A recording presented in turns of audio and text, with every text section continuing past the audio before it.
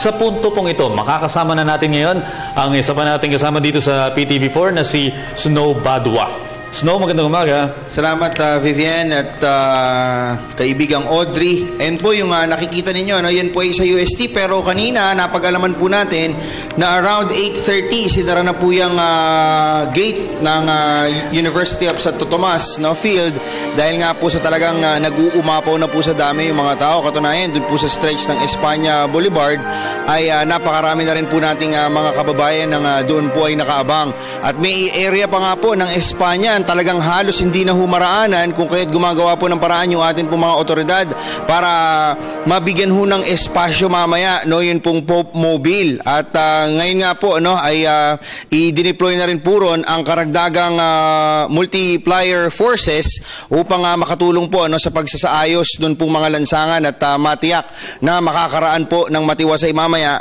ito pong Santo Padre kapag siya po'y lumabas maya-maya lamang dyan po sa Papal Nunciature sa may Taft Avenue.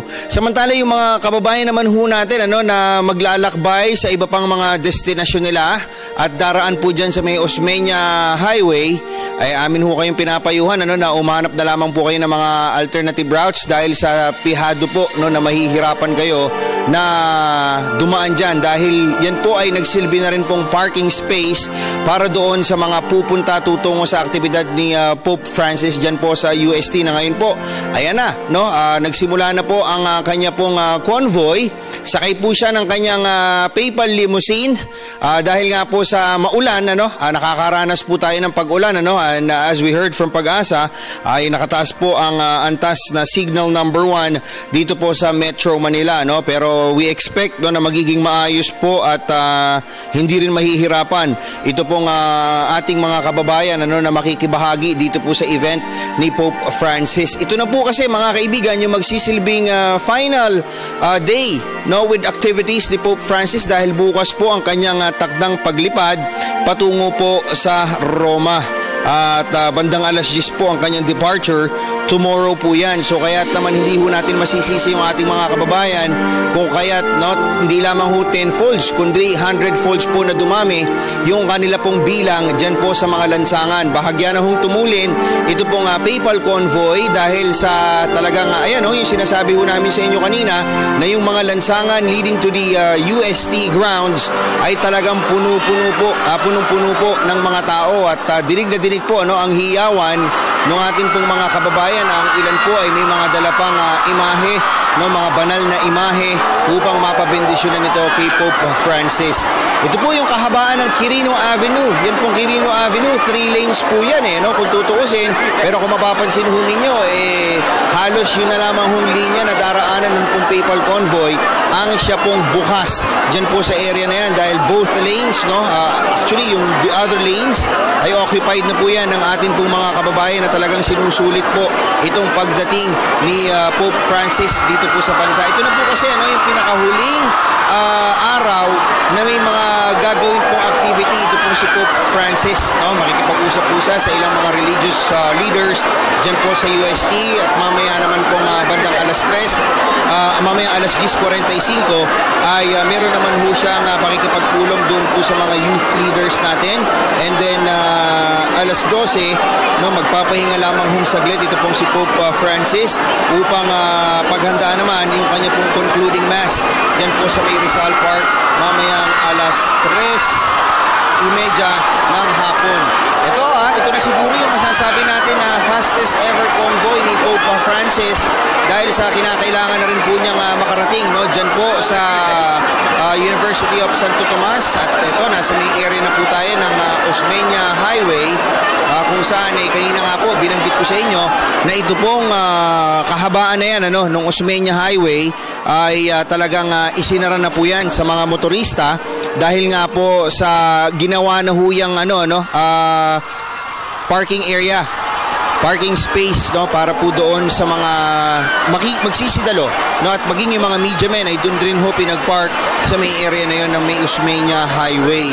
At ito po, ano, binabagtas na ng mahal na Santo Padre ito pong area ng hindi tayo nagkakamali sa may tapat na ito, ano, ng Osmeña Highway.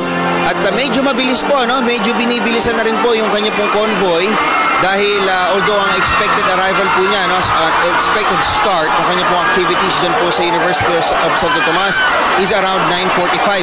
Alam niyo ba, meron pa ho tayong inaalam pa rin ho, ano, na development dahil yun daw pong mga may sakit sa loob po ng UST Hospital ay humihiling ho, no, na makalabas at kahit papaano po yung makalapit dito po sa Santo Papa para sila po ay mabendisyonan at kung di man ho ay mabigyan ng milagro. Pero dahil nga po sa masamang panahon, tinatansya pa ho ng mga opisyalis natin, ano, mula po sa UST Hospital kung ito ho'y kanila pang itutuloy dahil sa sobrang dami po ng tao dun sa loob ng UST mukhang lumalabas, no, na imposible, no, na mailapit yung pong mga may sakit, ano, yung pong mga pasyente nito pong UST Hospital sa Santo Papa. At yan po ang Santo Papa, bagamat may bahagya pong katulinan yung pong kanyang convoy, ay patuloy po ang kanyang pagkaway, patuloy po ang kanyang pag-acknowledge doon po sa pagmamahal at doon po sa pagbati ng ating pong mga kababayan na talaga pong as early as last night, no,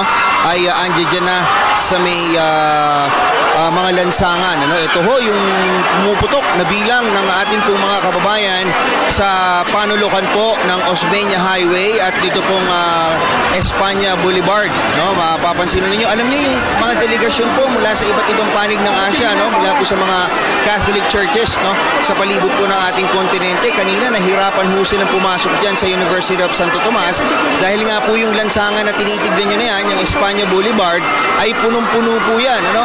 Halos wala hong maraan ng mga sasakyan dyan kanina dahil nga po sa well-occupied at fully occupied po yan nun pong mga well-wishers at nun pong mga devotees ng simbahang Katolika. Mga kaibigan, ito pong si Pope Francis ay hindi ho gaanong naisagawa yung kanya pong mga aktibidades dyan po sa lalawigan ng Leyte kahapon dahil nga po instead of his 5 p.m. departure, alauna pa lamang po ay lumipad na siya, no? Napilitan na po yung mga Vatican officials na ialis ito pong Santo Papa dyan po sa Leyte para maiwasan po ang stranded, no, dahil nga po dun sa banta ng Bagyong Amang na sa atin pong pagkakaalam ay sumipa pa ho sa signal number 3 yung kanya pong naging pagragasa dyan po sa lalawigan ng Leyte. Ito, makikita ho ninyo yung Pope Mobile, yung kanya pong Swiss driver ay dinidikit pa ho ng bahagya dun sa atin pong mga kababayan yung mobile, ito pong Pope Mobile ng Santo Papa upang sa gayon ay mas makalapit pa ito pong si Pope Francis at kahit papano ay makapagpaabot pa ho siya ng kanyang mensahe. Oy, nasa may nagkahan area na, no? Ito pong si Pope Francis at in a few kilometers or in a few meters siya po ay kakanan na dyan po sa may Espanya Boulevard upang simulan yung kanya pong mga activities dyan po sa University of Santo Tomas, no, sa UST. At makikita nyo ho yung ilan sa mga kabataan natin, no, nagsisisayaw po doon sa lansangan, expressing yung kanila pong joy, yung kanila pong pagiging upbeat, yung kanila pong pagkaka-bless nito pong si Santo Papa. At ito ho, ipinapakita talaga nating mga Pilipino yung ating pong kaugalian na talagang mainit tumanggap ng ating pong mga bisita dahil aside from very important po itong si Pope Francis para po sa paniniwala nating mga Pilipino, lalong-lalo na sa Sangkatolikohan, ito po nga si Pope Francis ang isa pong masasabi natin na pinakamataas na opisyales nito pong Vatican, ang pinakamaliit na bansa sa buong mundo. At ayon nga po kay Pope Francis, bagamat masasabi na state visit ang ilang parte ng kanya pong pagdalaw dito po sa Pilipinas, mas binibigyan niya ho ng prioridad yung kanya pong misyon, no, na makapagkalat ng ebanghelyo ng Panginoong May Kapal. At yan nga rin po ang dahilan kung bakit ito pong si Pope Francis ay talagang sinisika po na ma-maximize yung kanya pong pagdating, yung kanya pong pagbisita at yung kanya pong mga aktibidades dito po sa ating bansa. Makikita ho ninyo, may mga bata pa na kumakaway at may ilan hong mga may sakit dyan sa lugar na yan at iba't ibang istorya po ng ating mga kababayan at dahilan kung bakit sila po ay nandiyan dyan. Kung kaya't nakakatuwa po dahil bukod dito sa milyon-milyon na mga nasa lansangan, milyon-milyong mga istorya rin po, milyon-milyong mga experiences, milyon-milyong mga hinaing, milyon-milyong mga problema ang ninanais ho na ma-solve dyan ho sa mga lansangan sa pamamagitan po ng paghingi ng blessing ito pong si Pope Francis as well as sa pagkinig dun po sa kanyang mga mensahe na talaga naman pong masasabi natin na napapanahon at talagang kumukurot po sa ating mga damdamin dahil yun pong mga mensahe nito pong si Pope Francis lalong-lalo na yung nakakatouch po at talaga naman pong hindi natin napigilan din na mapaluha yung mga mensahe po niya doon sa mga kababayan natin dyan po sa Tacloban kung saan kanya nga pong sinabi na my heart silently walks with you dahil nung nga raw hong nakita niya yung naging epekto nito pong si Typhoon Yolanda dyan po sa Tacloban at sa iba pang mga lugar dito po sa ating bansa yung dinaanan po ng Typhoon Belt talagang agad po niyang sinabi sa kanyang sarili na pupunta ako dyan dahil at the time na nag-wreak ng havoc ito pong si Typhoon Yolanda sa Pilipinas, siya po ay nakaupo na noon in his 9th month. Ito naman po ang sitwasyon ngayon sa loob ho ng University of Santo Tomas grounds kung saan dalawa pong aktibidades ang gagawin ng atin pong Santo Padre. Una na nga po dyan yung pakikipagpulong sa mga religious leaders sa ating bansa at maging sa iba't iba pang kontinente. At ikalawa nga po ay yung kanya pong pakikipagpulong at pagbibigay inspirasyon at aral doon naman po sa ating mga kabataan. At alam niyo ho, hindi na ako magugulat kung ito pong si Pope Francis ay magbibigay ng mas mahaba-habang lecture para po doon sa ating mga kabataan na ayon sa kanya ay marapat ho na mailid magabayan tungo po doon sa mas tuwid at mas diretsong landas dahil ayon po sa kanya ito pong mga kabataan na ito ang bubuo po at huhubog sa kinabukasan ng ating mundo. Ayan, nasisili pa ho natin ito pong si Pope Francis na bahagyang nilalabas ang kanyang ulo at kamay. Ayun pilit pa ho niyang inaabot yung ilan pong mga kababayan natin na dinaraanan. Ito, nahinto ho ng bahagya ito pong Pope Mobile.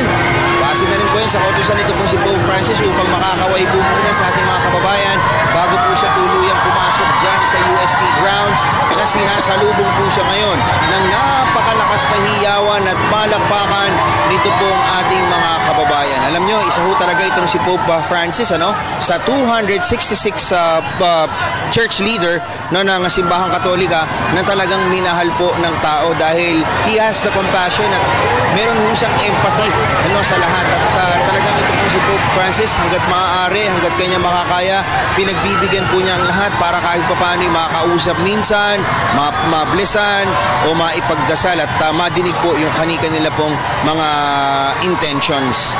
Ito po yung labas ng Espanya Boulevard, yan po sinasabi ko sa inyo, yan po yung sitwasyon dyan kanina pang umaga at si Pope Francis sa labas pa lamang po ng gate nito pong UST ay nagpasya na pong lumakad kasama po ang ilang high-ranking officials ng Vatican at mga obispo po ng ating bansa. Hindi ko pa ho nakikita ito pong si Cardinal Tagle. So I'd like to believe na ito pong si Cardinal Tagle ay naghihintay na ho doon sa may altar doon po sa entablado nito pong University of Santo Tomas. At nakalatag na rin po itong red carpet to officially welcome ito pong si Pope Francis. Ang UST po, ang isa sa pinakamatandang eskwelahan dito po sa ating bansa at ito rin po ang masasabi natin na isa sa pinaka-pioneer pagdating po doon sa pananampalataya at paniniwala sa simbahang Katolika. Bahagya pong tumigil ito pong si Pope Francis upang opisyal na hong simulan yung kanyang mga seremonya dyan po sa UST. At mamaya po kukuha tayo ng mga reports mula kina Kathy San Gabriel at Miss Veronica Baluyot Jimenez patungkol ho sa mga nangyayari at mga sidelights nito pong activities ni Pope Francis dyan sa University of Santo Tomas. Ito pong aktibidad nito pong si Pope Francis ay masasabi nating ito pong araw niya ngayon dito sa atin ay ito na ho ang magsisilbing huling pagkakataon kung saan siya po ay magkakaroon ng pagkakataon na pamunuan ang ilang mga aktibidades dito po sa ating bansa. Kaya naman po talagang sinusulit na ito ng atin pong mga kababayan mula po sa talagang lumusob ho dito sa Maynila upang kahit papaano ay makakatch ng glimpse nito pong si Pope Francis, and at the same time mapakinggan yun pong banal na ebanghelyo na kanya pong ihahatid para sa ating lahat. Nagsisimula na pong lumakad patungo po doon sa entablado ito pong si Pope Francis, kung saan ay kanya pong kasama ang ilan sa mga matataas na opisyales ng atin pong simbahan. Samantala, punta tayo dyan sa UST with Miss Nikki Jimenez. Nikki? Nandito na nga si Pope Francis at pumasok siya dito sa Arc of the Centuries. Tinatawag nilang entrance dito sa 404-year-old Universidad ng Santo Tomas. At makikipagpulong siya for about 10 to 15 minutes dito sa mga iba't ibang religious leaders na mga 10 itong mga religious leaders. Ngayon nakikita natin siya, pumipirma siya dito sa guest book ng University of Santo Tomas. Marahil maraming nagtatanong kung bakit nga itong Santo Papa ay pinili niya na pumunta dito sa University of Santo Tomas. Matatandaan natin na noong 1970, nung bumisita si Pope Paul VI dito sa ating bansa, ay nagpunta din siya dito sa University of Santo Tomas. At noong 1981 at 1995, nung bumisita naman si St. Pope John Paul II dito sa ating bansa, ay nagpunta din siya dito sa University of Santo Tomas. So ngayon, 2015, pagbisita ni Pope Francis, ay nagpunta din siya dito. Bakit? Dahil ito ay isang pontifical university. At being a pontifical university, this is directly under the Vatican. So ang head nitong university ay ang Santo Papa. At duty o trabaho at responsibilidad ng Santo Papa na kapag bibisita siya dito sa ating bansa, ay kailangan niyang pumunta dito sa UST at kagalakan na rin niya na magpunta dito para bigyang inspirasyon at kumustahin yung mga estudyante, faculty at iba pang staff na dito sa UST. At ngayon ay papalakad na ang ating Santo Papa, dahil sinabi niya sa mga organizers dito, gusto niyang makita ang main building ng UST.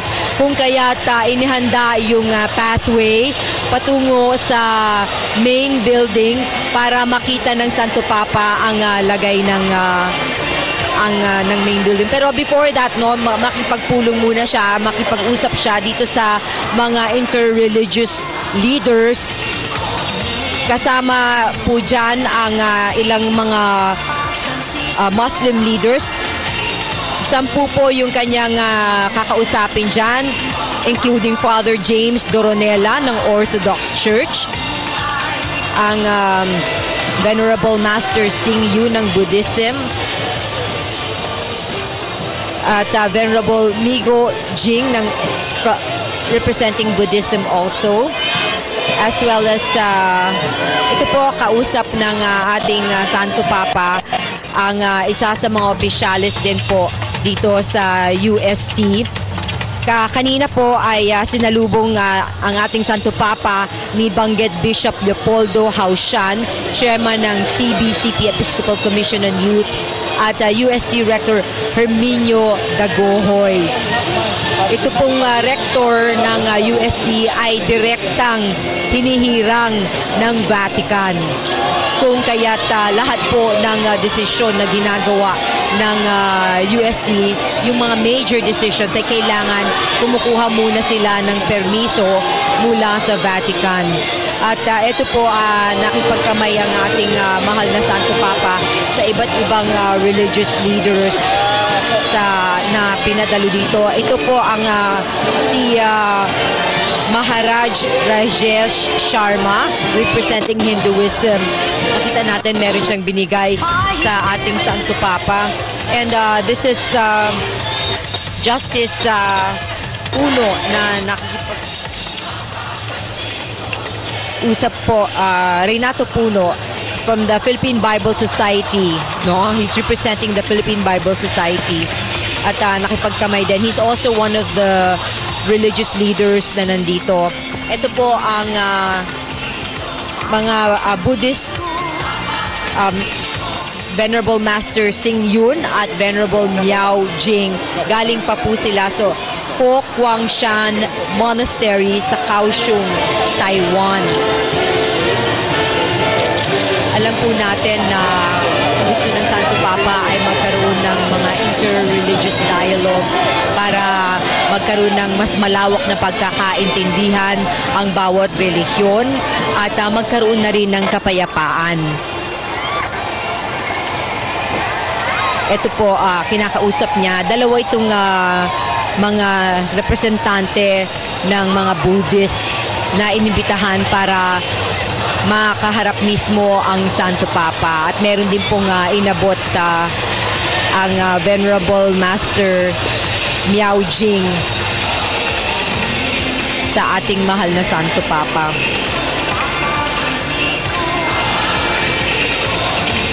Ilan pa sa makikipag-usap sa ating Santo Papa ay yung mga Muslim leaders din po, ano? Kasama na si Father James, kasama ang isang PNP Muslim imam at isang professor ng University of the Philippines na si Dean Julkipli Wadi, representing naman yung Islam. And we see the Pope walking towards the main building. At may mga kinakamayan at ini-introduce pa sa kanya ang ilang mga opisyalis dito. At kanina po nakita natin, ayun, meron pa siyang in-embrace, ano? Isang bata.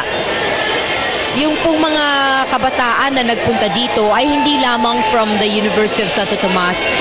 Ito pong mga kabataan na pinayagan nila makadalo dito sa Encounter with the Youth ng ating mahal na Santo Papa ay mula sa iba't ibang bahagi ng bansa. Ang ginawa po ng mga youth na ito ay nag-volunteer sila, no? Binigay nila yung mga pangalan nila sa mga diocese. At yung mga naaprubahan na magpunta dito, pinadala yung mga pangalan dito sa CBCP at inaccredit sila para makadalo sila. So itong mga 24,000 youth na nandito ay nanggaling talaga sa iba't ibang bahagi ng ating bansa. At ayan po, nakikita na natin ang ating Santo Papa na sumasakay sa kanyang Pope Mobile. Dahil ito pong Pope Mobile na ito ay iikot dito po sa UST para malapit ang ating Santo Papa sa mga kabataan na yung iba kanina pang 1:00 ng umaga nag-camp out dito. Hindi nila ininda yung ambon, medyo maambon at malamig ang lagay ng panahon dito ngayon at yung pakikipagsiksikan para lamang masilayan ang ating mahal na Santo Papa. At mamaya po, dito sa main program ay pagsalubong sa kanya ay bibigyan po siya ng garland ng 2 bata. At magkakaroon po ng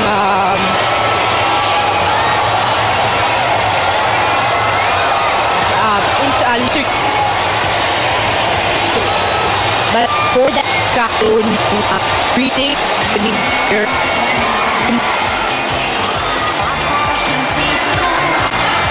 magbibigay ng testimony of school youth. Ang pangalawa ay si Leandro Santos II, isang law student. At ang pangatlo ay si Ricky Macolor, isang electronics engineer.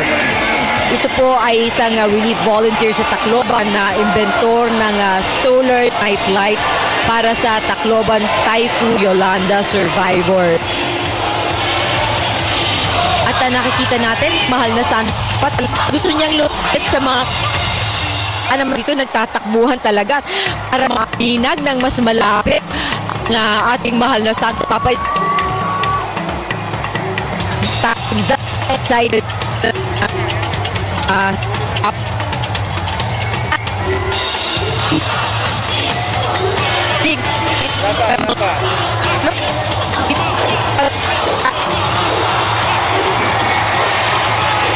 nakikita natin mga kaibigan ang live footage ng pagdating ni Pope Francis dyan sa University of Santo Tomas grounds para sa kanyang brief meeting with the religious leaders of the Philippines. At yan po ay bandang 9:45 a.m. Maagang dumating ang ating Santo Papa para salubungin ang kanyang mga ang mga Filipino youth na pumunta dyan para siya ay makita at makasama. Alam mo, hindi naman na nasayang yung paghihintay ng mga kabataan diyan sa may UST grounds, dahil mukhang iikutin talaga ng Santo Papa upang malapit niya yung kanyang sarili sa mga nag-abang sa kanya. Alam mo, ito bahagi ito ng activity ng Santo Papa to move around the campus in an open vehicle para makamayan at ma-bless yung mga taong nariyan. At makikita natin, Audrey, mula sa ating footage na huminto, si Pope Francis at hinalikan ang isang baby. Binless niya. Binless. Yung isang bata. Alam mo, si Pope Francis, very generous when it comes to these things, Talagang and even yung kanyang Swiss guards, every time may pinakikiusap na ilapit na bata sa kanya, he really does. Okay, mukhang maayos na yung komunikasyon natin mula sa UST. Balikan natin ang ating senior correspondent na si Veronica Jimenez. Hello, Veronica. Nakita po natin yung mga mga bata, yung mga baby, inaabot po sa ating mahal na Santo Papa para halikan niya at ma-bless niya. Kaya't nangahas na po itong ating mga kababayan na dalhin yung mga maliliit nilang mga anak dito, baka sakali na mailapit nila at ma-bless ng ating mahal na Santo Papa. Ito po nga, University of Santo Tomas ay itinalaga ni Pope Leo noong 1902 bilang isang pontifical university. Maliban dito, ang UST ay kilala rin bilang isang Catholic University of the Philippines. Isang titulong ibinigay ni Pope Pius XII noong 1947. 404 years old na ang UST at ito ang pinakamatanda sa Asia at pinakamalaking Catholic University sa mundo na nakapaloob sa iisang campus in terms po of the student population dito sa universidad.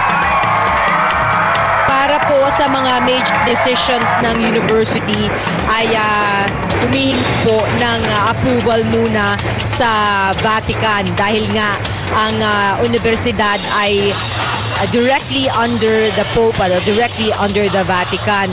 Tulad na lamang noong 2007 nang ikansela ng Vatican ang 3 billion peso project na magtatayo ng 19-story medical facility at ihiwalay ang US hospital mula sa universidad.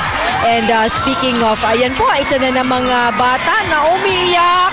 Siguro kasi nga naipit-ipit na at ang swerte naman at nahalikan ng Santo Papa nilapit na sa kanya yung mga maliliit na bata at nakikita natin na niyayapos ng Santo Papa itong mga batang to. Sabi, lapit niya ba? Sige, ilapit niyo itong mga batang to. Hinahalikan niya itong mga lahat ng inalalapit sa kanya. So, yung sakripisyo nitong mga magulang na dalhin yung kanilang mga anak, kargahin dahil mahirap magkatwa, sobrang siksikan. Alauna pa lang ng madaling araw, yung mga tao nagdadagsaan na dito at nagsisiksikan na. Kaya yung pagdadala ng mga bata dito talagang malaking sakripisyo sa mga magulang. Pero siguro sabi nila it's worth it naman kung at least mabasbasan sila ng Santo Papa at mahalikan at kanina yapos pa ng Santo Papa yung isa. At we're very glad to see that the Pope high spirits at very energetic despite yung pagkakabasa niya kahapon sa Tacloban. Dahil kahit na malakas yung hangin at maulan, umikot pa rin sakay yung kanyang Pope Mobile para lamang mga kababayan sa Tacloban. At dito medyo pakon-ambon ang iyong nakakabot.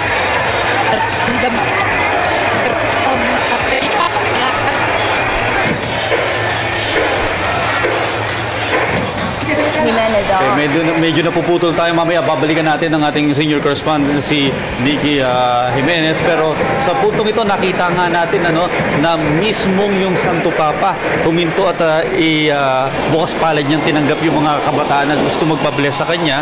At mga ilang bata rin yung nailapit sa Santo Papa. At napakagandang pangitain ito. Isa mukhang nahihiya pa kanina, pero sabi ni Pope Francis, sige, ilapit niyo lang. At hinalikan niya yung mga bata. Talaga namang makikita mo mula sa actions nitong si Pope Francis yung kanyang malasakit sa ating mga Pilipino mula pa nitong mga nakaraang araw, particularly kahapon noong pumunta siya sa Tacloban, yung kanyang malasakit sa mga naging biktima ng Typhoon Yolanda, at hanggang ngayon yung kanya namang mga malasakit sa mga kabataan. Ito na yung aerial shot na pinapakita sa ating monitor. Napakakapal ng dami ng tao na nasa UST grounds ngayon para ma-witness nga yung pagbisita dyan ng Santo Papa.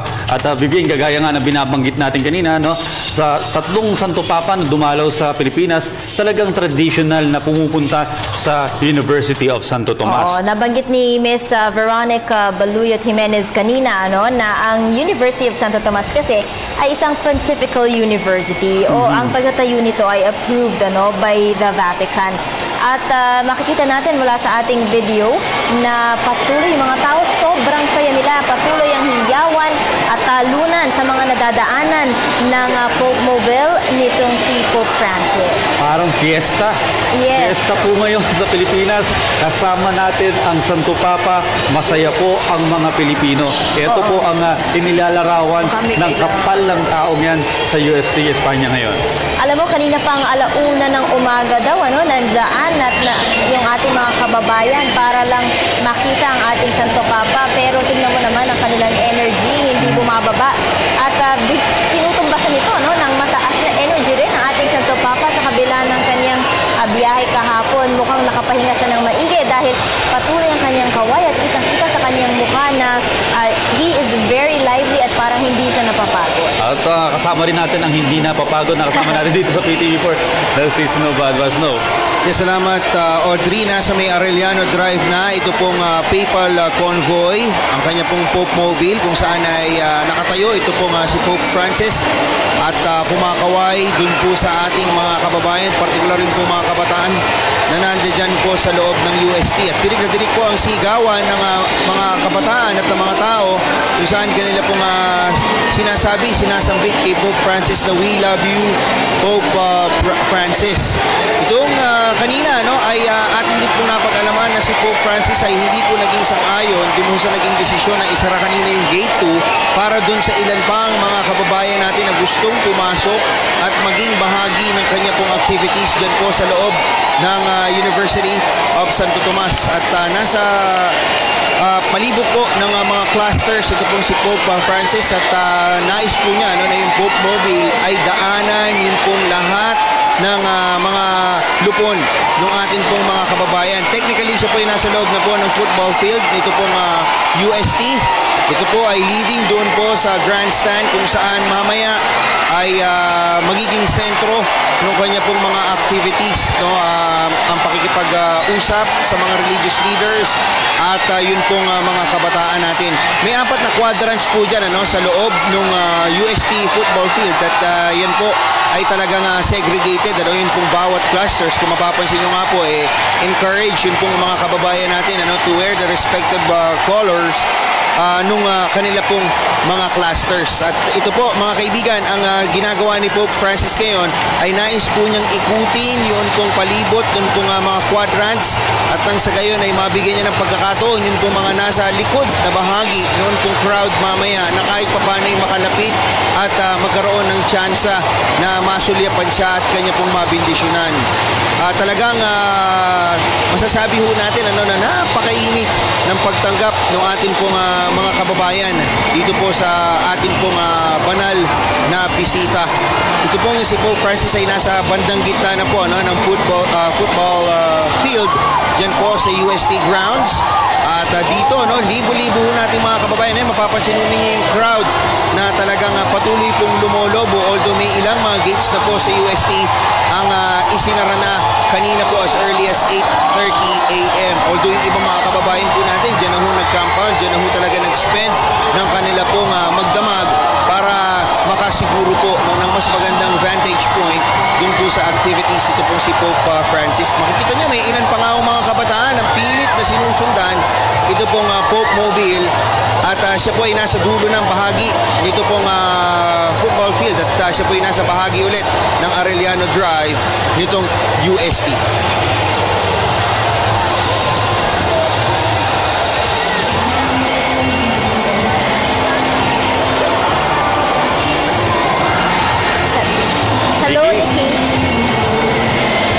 Nikki, ano ba yung yung sa may kinatatayuan mo dyan, ano ba yung nakikita mo? Kasi dito, sa pinapakita sa monitor, sa footage natin, talagang ang mga hindi magkamayaw yung mga kababayan natin dyan sa UST ngayon. Lalong-lalo na yung mga kabataan.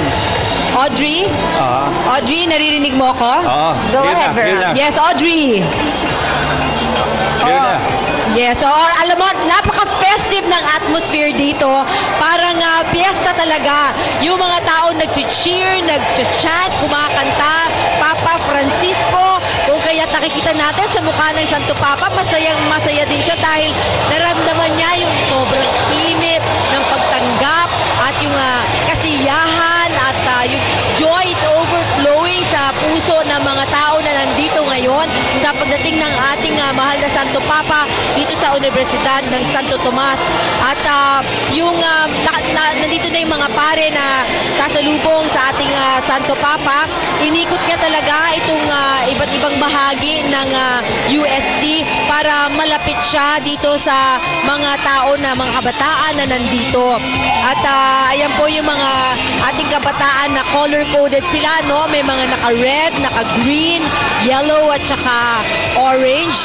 At ito po mga kabataan na ito ay kanina pa naghihintay sa ating sa Santo Papa at nakita natin na kapag yung Pope Mobile ay pupunta sa isang bahagi, tatakbuhan sila at sisigawan at tinatawag nila ang pangalan ng ating mahal na Santo Papa.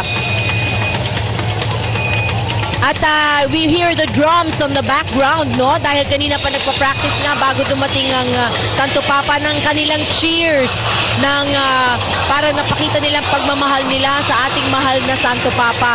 And we see an image of the Virgin Mary. Itong, I think this is Fatima na dinala sa ating mahal na Santo Papa para bless it. So,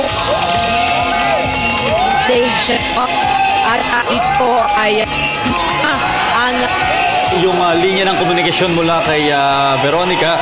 Sa putong ito nakita natin may mga paring lumapit sa Santo Papa at pinahalikan at pinabless. Kinoronahan. Kinoronahan yung imahe ng Virgin Mary. At ngayon umakyat na siya dito pa ito sa entablado sa gitna ng football field sa University of Santo Tomas. Sinasalubong siya ng iba't ibang church leaders dito sa entablado.